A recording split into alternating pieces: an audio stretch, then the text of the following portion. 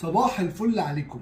النهارده جاي اقول لكم كل قواعد عمل الرز الصياديه زي ما الكتاب بيقول، عشان دي بقى اكله تراثيه فلازم لها بقى لبس مخصوص وطقوس مخصوصه. فانت روح ولع ام كلثوم كده بصوت واطي وتعالى لي على المطبخ ويلا بينا بقى عشان نجهز.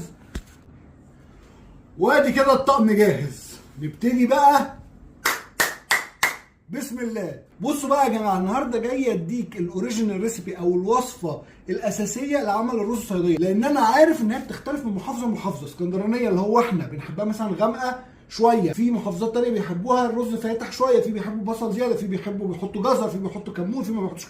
فهي انا هديك الاساس، وكمان في اخر الفيديو هقول لك ازاي بقى تقدر منه تنوع، تعمله بشوربه الجمبري، تعمله، بس هديك العمود الفقري، لان انا عارف وحياه شنبي ده برضه هيطلع ناس تقول لك لا انت بتعملها غلط.